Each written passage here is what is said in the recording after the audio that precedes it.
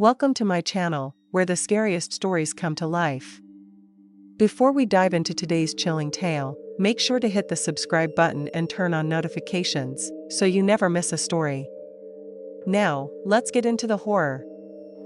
My family and I were involved in a shooting. It was December 20th, 1993, in Barrack, Maine, where these events began, lasting until about the 21st or 22nd. I was 14 when this happened, and my father was no longer really in our lives. To give you an idea of the layout where we lived, before entering our apartment, you first walked into a small room with a staircase leading up. Our door was the last one on the right when facing the front entrance. Inside, the living room came first, followed by the kitchen. To the left was the bathroom, and through a doorway past the kitchen was my brother's room. Beyond that, through another doorway, was my room, which had a back exit in the corner. It was Christmas break, and heavy snow blanketed everything. We had just celebrated my brother's birthday, so my mom, 3 brothers, our neighbor's son, we'll call him Johnny, and I were all together. Johnny, who was my age, had a bit of a crush on me, and we went to the same school. All of us kids were in my brother's room working on a puzzle when I went to ask my mom a question in the living room. I noticed a sound coming from the kitchen as I walked by, but ignored it. When I went back to my brother's room, I heard it again. I asked my mom if she'd also heard the noise, and she confirmed it. Being a curious 14-year-old, I wanted to see if it would happen again, so I walked by the kitchen window and heard it once more. My mom thought it might just be kids with firecrackers. Then the noises became more frequent. I began to suspect it was gunfire.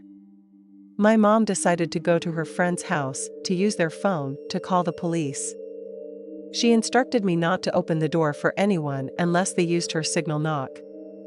After she left, I sensed my brothers were scared, so I told them to crawl to the bathroom. I joined them, locking the door behind us for safety. It wasn't long before the popping sounds returned, making my brothers cry. I was terrified, though I kept a brave face. My main worry was my mom out there in the middle of it all. I eventually decided to check for her at the window, but saw no sign of her, which made me feel like maybe I had overreacted. Just as I was beginning to calm down, someone knocked at the door. Johnny, trying to help, called out, asking who it was. A deep male voice replied, "It's me." When Johnny questioned further, the voice said, "It's Kevin." I knew it was my stepdad, so Johnny opened the door. Kevin asked if we'd heard the sounds, and we confirmed. He told us to go with him to their place until my mom returned. Just then, I saw my mom's friend, Bear, out in the street. I quickly met him, only to hear the sound of gunfire. Bear grabbed my arm, but then a shot hit him, blood splattering on me. He screamed in pain, telling me to run. I ran to Johnny's house, crying and shaking. Wendy, Johnny's sister, became my first best friend that day. Her family tried to comfort me as I told them about Bear being shot. Everything after that is a blur. Eventually, my mom came to get us, and we went back home. I was in shock, and my little brother was throwing up from fear. Later, the paramedics couldn't reach us because the shooter was targeting anything that moved. We stayed in my room, locked in, while police kept calling to check on us. We finally felt a sense of relief when SWAT arrived, but we were still pinned down for hours. The sun came up at some point, but I was so exhausted I could hardly keep track of time. Every noise and flash of movement felt surreal, like a nightmare. I held my youngest brother, singing softly to him as he eventually fell asleep. Later, the police informed us they'd be moving us to town hall. We kept low, following their lead as the gunmen continued to fire. The journey felt endless, and the tension was suffocating. When we finally reached the shelter, they had gym mats and pizza laid out, offering some small comfort. Exhausted, I eventually fell asleep, though the gunfire continued in my dreams. Returning home, the apartment felt different, heavier. The doors had been broken off their hinges, and everything was in disarray. I found out later the police had used my room as a staging ground.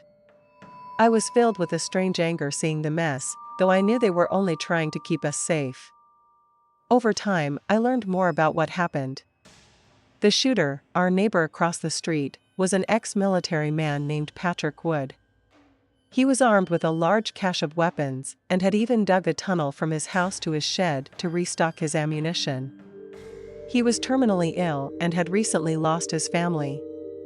I tried to understand his perspective, though it never excused the terror he caused. Even though I survived, I never truly felt safe again. Loud noises still make me panic, and I have cold sweats and anxiety around crowds. I've had years of therapy, but some scars never fully heal. The following story took place in July of 1994. I was about 16 years old and had just gotten my driver's license earlier that year. With that, I had a newfound freedom I had never experienced before, and I drove all over New Hampshire and Maine. One night, I was heading home from a friend's house. He had recently moved with his family to the small town of Oxford, Maine. That night, the weather was stormy, with lightning bolts and heavy rain.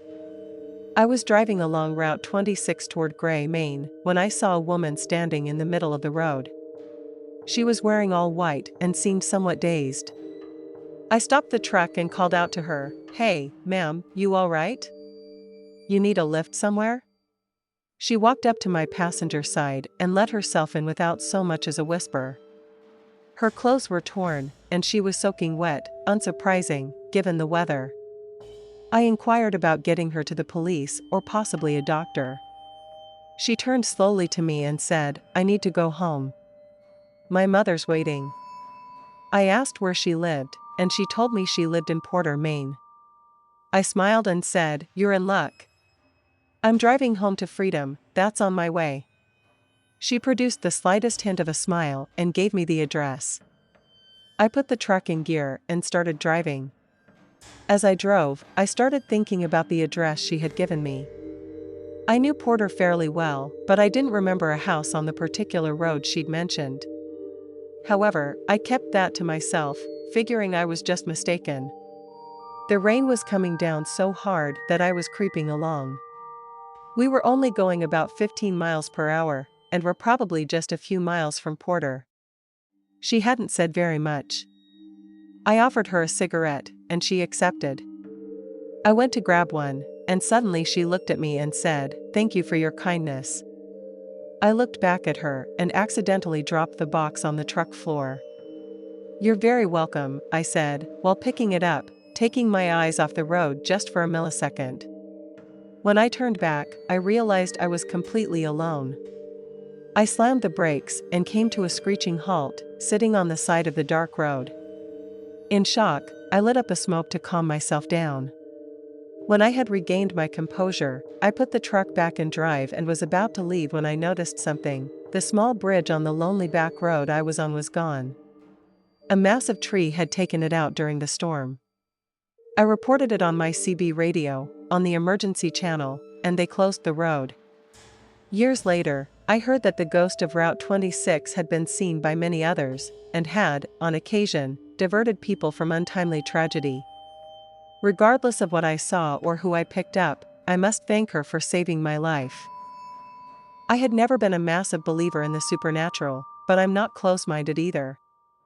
I had never had an experience of my own, that is, until one night in early December of 2016. I was 16 years old at the time, doing what I loved best, hunting with my father and grandfather. I've been an avid hunter since my dad bought me my first hunting license when I was 7 years old. Throughout my life, I've hunted all kinds of game, from pheasant to turkey, bears and foxes to deer and elk, so it's safe to say I'm fairly familiar with wildlife across the United States. This particular encounter took place on my grandparents' property in southern Maine. They owned 55 acres of land, with a small river running through the southwest corner. However, that river is a mud pit at this time of year.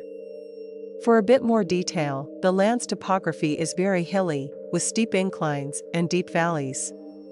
The plan for the evening hunt was supposed to be a short one, only 2 to 3 hours. My dad and grandpa were to come from opposite sides of the valley, and I would come down the hill. We'd all meet at a halfway point in the valley and walk out together. The valley was easy to find, as it was an old logging road and well marked. The idea was to push deer toward each other. We got a late start, so we only had about 2.5 hours of daylight left when I started my solo trek into the valley.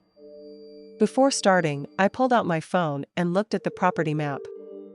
Although I knew I should be able to walk down the hill without much navigation, I didn't want to risk getting lost and angering my grandpa by making him wait at the rendezvous point. The first part of the hunt went smoothly. I was making good time, stopping occasionally to look for deer signs. There wasn't much to note, but I was happy to be out in the woods regardless. However, things took a terrifying turn. As I mentioned, there wasn't much daylight left, and we hadn't anticipated the storm that suddenly came in like a bat out of hell, with no warning. In an instant, the sky became as dark as night, and the snow came down so heavily that I could barely see 5 feet in front of me. I'd had enough and began to hurry to the meeting point at the bottom of the hill. Once I finally reached level ground, I felt a wave of relief. I was cold, wet, and ready to head back. But then my heart sank. I was off the old logging road and had no idea where I was. Everything I knew about handling situations like this told me to stay calm, but that was easier said than done. Since I knew I was down the hill, I hoped my dad or grandpa would be somewhere close by. Forgetting about scaring any nearby deer, I yelled out, "Dad! Grandpa!" I paused to listen for a response, but all I heard was the wind through the valley and the sound of snowfall. Then I heard something that shook me to my core. I heard "Dad!" "Grandpa!" echoed back to me, but it sounded wrong. "What the hell?" I yelled, "Over here!" But once again, I heard the same phrase echoed back to me. This time, it was close, really close. Whatever was mimicking me was moving fast. I pulled out my phone to call my dad or figure out my location, but of course, it was dead. The only thing I was sure of was that I no longer wanted to be in those woods. I figured if I walked in one direction long enough, I'd eventually reach a house or road. I must have been walking for nearly half an hour without seeing anything but more woods. I felt a creeping unease, like something was there, not just watching me, but stalking me. Every time I paused to get my bearings, I'd hear the sound of crunching snow from footsteps. When I'd finally had enough, I called out, "Who's there?" but got no response other than the sound of footsteps circling me. Then I pinpointed where they stopped, just ahead of me. I peered into the woods and noticed something duck behind a large hemlock tree. It was quick, so I couldn't make out many details, but whatever it was tall and skinny enough to hide behind the tree. At that point, I had to decide my next move. I wasn't about to approach the tree and find out what creature was only a few feet away. I raised my rifle, pulled back the firing pin, and fired a round into the tree.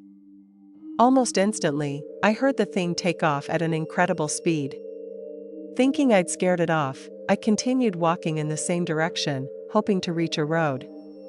After another hour or so, I finally stumbled onto a paved road without further incident. As I wondered how to contact my dad, I heard it again, "Dad! Grandpa!" That thing was still following me.